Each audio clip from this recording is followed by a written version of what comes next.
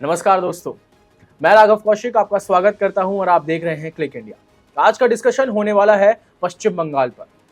हम रोजाना देखते हैं कि पश्चिम बंगाल में महिला उत्पीड़न के साथ साथ हिंसक गतिविधियां तेजी से बढ़ती जा रही हैं। तो ऐसे में सवाल उठता है कि क्या सरकार की इस पर कोई जवाबदेही नहीं बनती है। सवाल ये भी उठता है कि क्यों ममता बनर्जी इस पर चुप्पी साधे बैठी हैं। इसी सिलसिले में बातचीत करने के लिए हमारे बीच जुड़े हैं क्लिक इंडिया के senior executive editor Rajiv sir. Sir, आपका बहुत बहुत स्वागत। शुक्रिया। सर, अभी आपने सुना कि मैंने क्या बोला कि पश्चिम बंगाल में रोजाना हम देखते हैं कि महिला उत्पीड़न और हिंसक गतिविधियां बढ़ती ही जा रही हैं और अभी वायरल भी हो रही है एक वीडियो। तो ऐसा क्यों हो रहा है पश्चिम बंगाल में? देखिए, आप राघव समझिए इस चीज़ को कि ममता बनर्जी या फिर कह सकते हैं तृणमूल कांग्रेस का कोर वोटर है। और मैं खासतौर पर इसलिए कह रहा हूँ कि जिस तरह से हाल के दिनों में और भी ज़्यादा तेजी से हिंसक गतिविधियाँ खासतौर पे महिलाओं का उत्पीड़न जिस तरह से बढ़ा है, और उसके बाद टीएमसी के ही नेताओं द्वारा जो कहा जा रहा है कि ये एक टीएमसी के विधायक हैं हमीदुल रहमान, उनका कहना है कि ये मुस्लिम राष्ट्र के हिसाब से फैसला किया गया। सवाल है कि क्या पश्चिम बंगाल मुस्लिम राष्ट्र मुस्लिम राज्य बनाने की उसको कोशिश हो रही है, या फिर वो ऐसा मानते हैं कि वहाँ हिंदुओं का उत्पीड़न होगा और चूंकि वो मुस्लिम राज्य है इसलिए उत्पीड़न होगा। ये बहुत ही गंभीर सवाल है।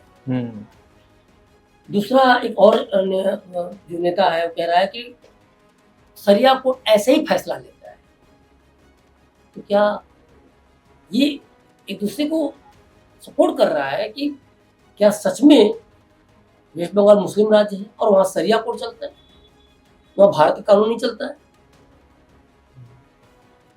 कितनी गंभीर बात है। आप इसको अगर इस तरीके से जोड़ें जिस तरह से बंगाल में रामनवमी की शोभा यात्रा के दौरान जो घटनाएं घटती हैं, या जिस तरह से कई बार ये बातें हैं, वीडियो भी आया कि जय श्री राम के नारे पर बड़ा बवाल हुआ है। ओवरऑल दिखा क्या रहा है? मैं बड़ा इस चीज़ को लेके अब ये सवाल उठाऊं कि 4 जून को अगर मोदी सरकार नहीं आई होती या भाजपा सरकार नहीं आई होती तब क्या होता? मैं ये सवाल इसलिए कर रहा हूँ कि जिस तरह से बयान दिए जा रहे हैं, अभी आपको टीएमसी के कुछ और नेताओं को मैं बयान आगे हम जिक्र करेंगे, और भी ज्यादा कह सकते हैं कि खतरनाक बयान है, वर्ड में सोच समझ के। तो ये पूरी तरह से बता रहा है कहीं ना कहीं क्या ये ममता सरकार को उकसावे पे सब कुछ हो रहा है। सरकार की या मुख्यमंत्री की अगर ऐसी नीतियां ना हो और उनके विधायक ये कैसे बोल रहे, और ये छोटी मोटी बात नहीं, बहुत बड़ी बात है। 4 जून को भाजपा सरकार नहीं आई होती तो तब क्या होता? और जो सबसे बड़ी बात है कि इसमें ममता के साथ जो इंडियन अलायंस में जो पार्टियां हैं, नेता हैं, किसी ने विरोध नहीं किया। तो ओवरऑल इस आधार पर मैं कह रहा हूं कि साफ ये लग रहा है कहीं ना कहीं कि कुछ तो गड़बड़ है। जिस तरह से बांग्लादेशियों के घुसपैठ को लेके कई बार आरोप प्रत्यारोप का दौर देखा गया या सवाल उठे, तो आखिर हो क्यों रहा है? जितनी बुरी तरह से उस युवक और युवती को पीटा गया और सरेआम पीटा गया जी, पीटने वाला क्या कर रहा है? कई जिलों में कंगारू कोर्ट, जिसमें वो कह रहा है कि मैं बहुत ही मतलब एक तरह से फास्ट ट्रैक अदालत चला रहा है, त्वरित न्याय की बात कर रहा है। उसका नाम क्या है? जेसीबी मशीन के बारे में आपने सुना होगा, उखाड़ के कुछ फेंक देना, कहीं से कहीं रख देना, और उसका नाम है ताजिमुल हक। वो टीएमसी के बहुत ही मजबूत नेता, कद्दावर नेता का भाई है। खुलेआम, सोचिए, सड़क पर खुलेआम मार रहा है और बुरी तरह से मार रहा है। कोई डर नहीं है, क्या सब कुछ एक तरह से देखा जाए प्री एक्टिवेटेड है, प्री प्लान्ड है, और उसपे ये बयान भी आ रहे हैं इस तरह के। बंगाल को आप इस्लामिक राष्ट्र बनाना चाह रहे हैं, आप वहां शरिया कानून लागू करेंगे। तो मुझे जो लग रहा है कि कहीं ना कहीं एक बड़ी प्लानिंग के तहत, और अगर इस मामले में लोगों ने आवाज नहीं उठाई और जिस तरह से शांति है, जिस तरह से लोग खामोश हैं, तो आने वाले दिनों में बंगाल में स्थिति और भी बद से बदतर होगी, इसमें कोई दो राय नहीं। सर, जैसे अभी आपने लोगों की आवाज उठाने की बात करी, मेरा अगला सवाल यही है कि ऐसे में ममता बनर्जी चुप्पी क्यों साधे बैठी हैं, वो एक्शन क्यों ले रही है? क्या ये भी प्री प्लान्ड है? देखिए, एक ममता के बहुत ही प्रिय मंत्री हैं और ट्रांसपोर्ट मिनिस्टर हैं फिरहाद हकीम साहब। उन्होंने कहा है कि जो लोग इस्लाम में पैदा नहीं हुए हैं वो बड़े बदकिस्मत हैं। आप सोचिए, और जो इस्लाम में पैदा हुए हैं उन्हें जन्नत मिलेगी। आप समझ रहे हैं इसके मायने? मतलब जो गैर इस्लामिक है या जो हिंदू है वो बदकिस्मत है। क्यों? क्योंकि वो हिंदू धर्म पैदा हुए हैं, वो इस्लाम को नहीं मानते, इसलिए वो बदकिस्मत है और उन्हें जन्नत नहीं मिलेगी। जन्नत किसे मिलेगी? जो मुस्लिम है। आप भारत में रह के आप एक तरफ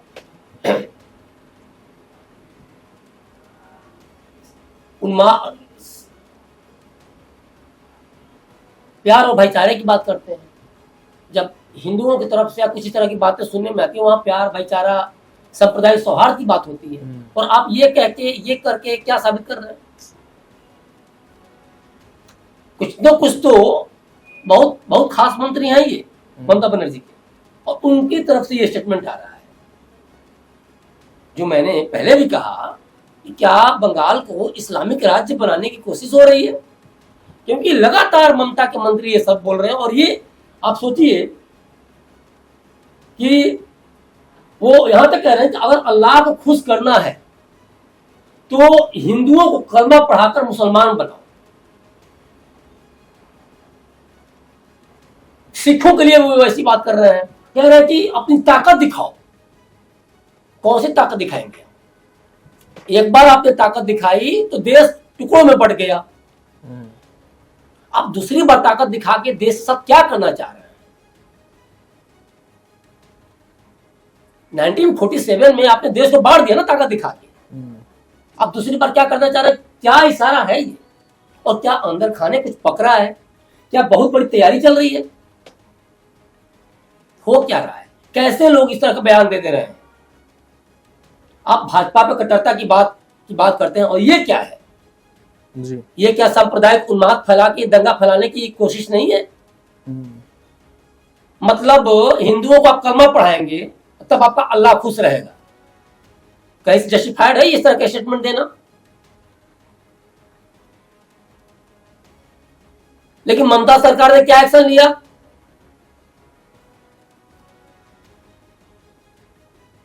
तो और जिस तरह से ममता सरकार को या ममता की पार्टी को इस तरह इस बार लोकसभा में वोट आए, कहीं ना कहीं वो इशारा कर लोगों को। देखिए, एक बात समझना होगा, ये एक तरह से देखा जाए तो धर्म वर्सेस जातीय जो अस्मिता है उसकी लड़ाई है। हम जातियों में बटे हुए हैं, उसके लिए लड़ रहे हैं कि तुम पंडित हो, हम ठाकुर हैं, तुम दलित हो, हम ओबीसी हैं, हम ये में लड़ रहे हैं। अरे भाई, धर्म बचेगा जिस दिन धर्म परिवर्तन हो गया। और जिस तरह से चल रहा है चीजों को, आप जगनमोहन रेड्डी को देखिए, जब थे सरकार में तो आंध्र प्रदेश में सोचिए कई सारे ऐसे इलाके हैं जिसमें कि सीधे सीधे ईसाई धर्म में लोगों को परिवर्तित कराया गया। परिवर्तन कराएगा धर्म ही चेंज करा दिया गया। आपका जब धर्म ही नहीं बचेगा तो जाति कहां बचेगी? जब तक धर्म बचा है तब तक आपकी जातीय अस्मिता या जाति बची है। तो सबसे पहले आप सनातनी हो तो पहले सनातन के लिए लड़ दो, उसको बचा लो ना। जब धर्म ही नहीं बचेगा तो जाति की, पहले तो हिंदू धर्म में हो ना पहले, उसके बाद जातियां हैं ना। लेकिन जिस तरह की स्टेटमेंट आ रही है, न कोई विरोध न कहीं कुछ, श्रद्धा के 32 टुकड़े हो जा रहे हैं। आप वहां तो आपको कुछ नहीं दिख रहा है, वहां कोई कुछ नहीं बोल रहा है, गोधरा में कुछ नहीं आपको दिख रहा है, समझौता में आपको दिख जा रहा है, समझौता एक्सप्रेस ब्लास्ट में, अजमेर शरीफ ब्लास्ट में आपको दिख रहा है भगवा आतंकवाद। तो भगवा आतंकवाद की थ्योरी किसने गढ़ी? कांग्रेस ने। निकला क्या?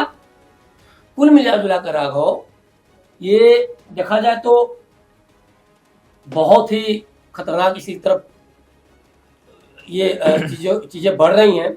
और कहीं ना कहीं लोगों को समझना होगा कि अगर आप अपने आप को हिंदू कहते हो, सनातनी कहते हो, तो पहले धर्म की रक्षा कर लो। क्योंकि देखिए, गांधी जी द्वारा एक चीज कहलवा दिया गया, अहिंसा परमो धर्म, और बाद वाली लाइन, अहिंसा सबसे बड़ा धर्म है, और धर्म की रक्षा करते हुए अगर कोई हिंसा, वो तो उससे भी बड़ा धर्म, ये तो नहीं कहा गया। काफी गहरी बात। कितनी बड़ी साजिश चल रही है देश में, आप सोचिए। तो मन क्यों नहीं पड़ेगा इन नेताओं का? आप समझ रहे हैं? हम और आप लोग तो न्यू जनरेशन के हैं। आप जब ये सुन रहे हैं कि अहिंसा परमो धर्म, उसके बाद साफ है कि धर्म की रक्षा करते हुए अगर कोई हिंसा करता हो, उससे भी बड़ा धर्म है। बट आप कितनी बार सुने होंगे, या हम कितनी बार इस चीज को सुने?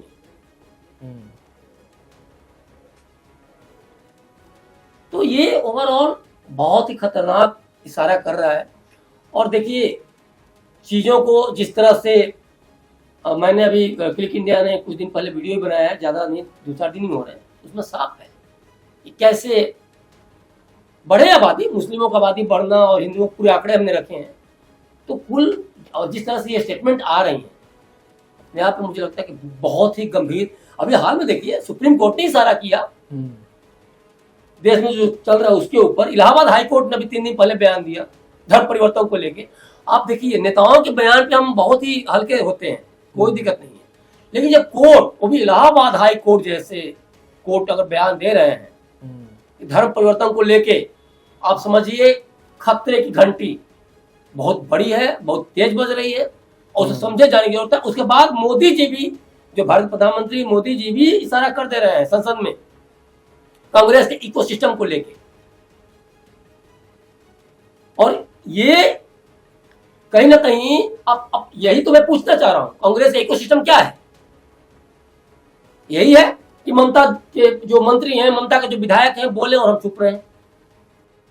मैं इसी बात को उठाना चाह रहा था, आपसे पूछना भी चाह रहा था। जैसे आपने संसद की बात बताई, बात छेड़ी है, तो हमने अभी देखा हाल फिलहाल में कि वहाँ पर भी हिंदू मुस्लिम का जमकर पॉलिटिक्स चल रही है। वहाँ पर राहुल गांधी जी शिव जी की तस्वीर लेके आते हैं, और उसके बाद कई तरीके के वहाँ पर चीज़ें होती हैं। तो क्या मतलब कि संसद में राहुल गांधी हर तरीके के सवाल उठाते हैं, बट जो उनके अलायंस में जो पार्टी है, जो ममता बनर्जी की पार्टी है, उनके द्वारा जो स्टेटमेंट दी जा रही है, उनके द्वारा जो ये महिला उत्पीड़न हो रही है, वो मणिपुर जाते हैं, मणिपुर की बातें करते हैं, पर जो वेस्ट बंगाल में हो रहा है उसका क्या? इस बारे में क्या है? देखिए, बहुत ही शानदार सवाल है राघव आपका। एक बात समझिए, अगर कांग्रेस को हिंदू विरोधी पार्टी कह दिया जाए तो गलत नहीं होगा। अब इसके पीछे मैं तर्क भी कुछ दे रहा हूं। कम्युनल वायलेंस बिल कौन लाया था? उस बिल में पता है क्या प्रावधान था?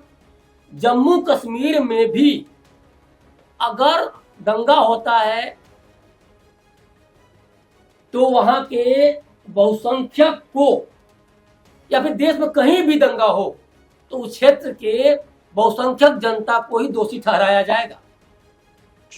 आप या जिम्मेदार ठहराया जाएगा। आप इसका मतलब समझते हैं?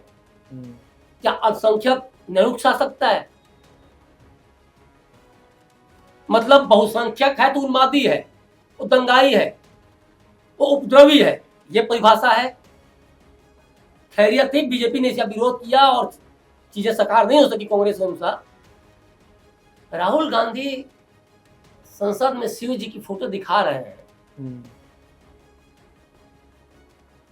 उन्हें शिव जी के बारे में पता है भी।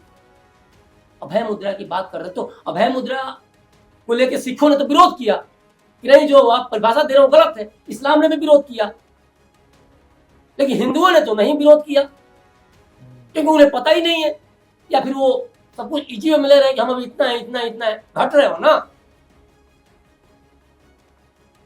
सवाल ये है कि राहुल गांधी शिव को कितना समझते हैं, सनातन को कितना समझते हैं, फिर क्यों तमिलनाडु के उस मंच से तुम गालियां दिलवाते हो भाई?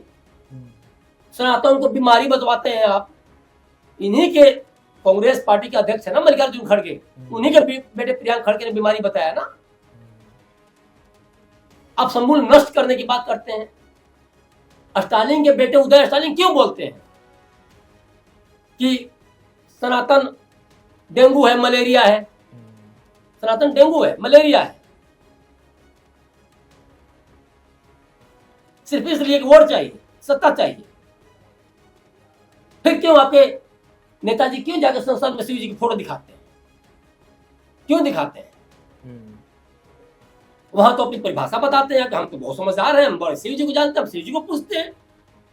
आप जब शिव जी का, महादेव का फोटो लेकर जब आप संसद में घूमते हैं ना, तभी समझ में आ जाता है कि आप कितने ईमानदार हैं जी। आपने कभी विरोध किया आज तक?